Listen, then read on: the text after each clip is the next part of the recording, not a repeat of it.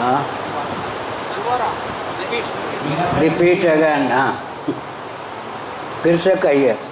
मेरा प्रश्न ये है कि हमें ईश्वर के स्वरूप रूप की पूजा करनी चाहिए या निर्गुण रूप? हम बैठिए, मैंने पहले प्रश्न के उत्तर में दे दिया, दूसरे प्रश्न के उत्तर में आराधना कैसे करनी चाहिए।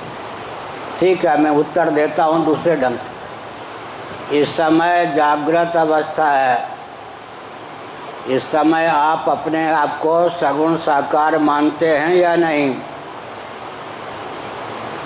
या जो हमारा आपका शरीर है 94 अंगुल का, 3.5 हाथ का और संधियों को लगाकर कुल 94 अंगुल का हमारा आपका शरीर है।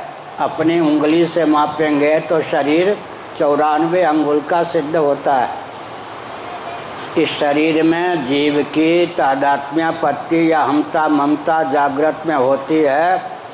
शरीर चूँकि सगुण साकार है, इस शरीर में तादात्म्यपत्ति अहंता ममता के कारण जागर दशा में जीव को सगुण साकार कहा जाता है। मांडूक्य उपनिषद के अनुसार मैं बोलता हूँ, वहाँ एकोनविंशत मुखः सप्तांगः जीव को कहा गया है। सगुण का अर्थ होता है रूप रस इत्यादि गुण से युक्त। निराकार का अर्थ होता है रूप रहित, और साकार का अर्थ होता है, सगुण का अर्थ होता है, गुण का अर्थ हुआ शब्द स्पर्श रूप रस आदि से युक्त। साकार में विशेषकर रूप की प्रधानता होती है। नेत्रों से जिसे निहारा जा सके उसको साकार कहते हैं। शब्द स्पर्श इत्यादि गुणगणों से जो युक्त हो उसको सगुण कहते हैं। यह जो शरीर है सगुण साकार है। इसमें तादात्म्यपत्ति अहंता ममता के कारण जागृत अवस्था में हम अपने आप को सगुण साकार मानते हैं। यद्यप कर्मेंद्रियां सगुण निराकार हैं, ज्ञानेंद्रियां सगुण निराकार हैं, अंतःकरण सगुण निराकार है, प्राण भी सगुण निराकार हैं। सूक्ष्म शरीर जिसको लिंग शरीर भी कहते हैं पूरा का पूरा सगुण निराकार है। इस स्थूल शरीर के बाहरी हिस्से में पंच कर्मेंद्रियों को पंच ज्ञानेंद्रियों को व्यक्त करने के संस्थान हैं। इसके अंदर के भाग में अभ्यंतर भाग में प्राणों को अंतःकरण को व्यक्त करने के संस्थान हैं। मन बुद्धि चित्त अहंकार का नाम अंतःकरण है। प्राण अपान व्यान उदान समान इन प्रभेदों से युक्त आध्यात्मिक पवन का नाम प्राण है। लेकिन स्वप्नावस्था में वासना की प्रगल्भता से व्यवहार संचालन के लिए हमको एक शरीर प्राप्त होता है, वो भी सगुण साकार ही होता है। गाढ़ी नींद में हमको सगुण साकार शरीर की प्राप्ति नहीं होती। अविद्या या कारण शरीर में तादात्म्यपत्ति के कारण हम आप सगुण निराकार होते हैं। और अगर स्थूल सूक्ष्म कारण तीनों शरीर को काट दें, टोटली माइनस कर दें, तो हम अपने आप में निर्गुण निराकार होते हैं। मैं संकेत करता हूँ, ओवरकोट या स्वेटर पे के समान यह स्थूल शरीर है, गंजी के ये कुर्ता के समान सूक्ष्म शरीर है, बनियान या गंजी के समान समझ लीजिए कि कारण शरीर है। गर्मी लगने पर कोट भी उतार दें, कमीज भी उतार दें, बनियान भी उतार दें, तो आपका शरीर निरावरण रहता है।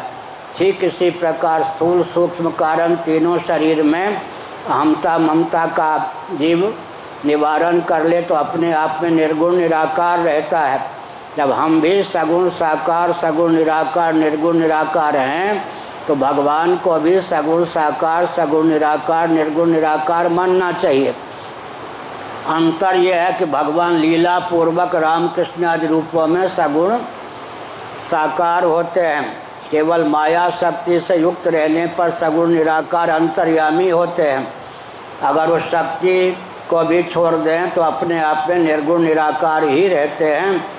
रामचरितमानस में कहा गया है, भरी लोचन विलोक अभिधेशा तब सुनियो निर्गुण उपदेशा। सगुण साकार भगवान का डटकर क्या करें, भजन करें, उनकी डटकर आराधना करें तो मन में वह बल और वेग उत्पन्न होगा अंतर्यामी सगुण निराकार परमात्मा में मन रम सकेगा। सगुण निराकार परमात्मा की डटकर उपासना करें। उपासना परिपक्व हो जाने पर सगुण निराकार के बाद सगुण निराकार से अतीत निर्गुण निराकार परमात्मा में मन रमने योग्य हो जाएगा। आप सुगमता पूर्वक समझ सके इसलिए उदाहरण देता हूँ। जल स्थल नभ में विद्युत या बिजली की विद्यमानता है, वह निर्गुण निराकार है। निर्गुण माने जिसका अस्तित्व हो लेकिन जिसकी विशेष उपयोगिता चरितार्थ ना हो। निराकार का अर्थ होता है नेत्रों का विषय ना हो। इस माइक नामक यंत्र के माध्यम से, पंखा के माध्यम से जो बिजली काम कर रही है सगुण निराकार है। उसकी विशेष उपयोगिता प्रकट है लेकिन नेत्रों का विषय नहीं है। बल्ब के माध्यम से, बादल के माध्यम से जो बिजली प्रकट होती है सगुण साकार है।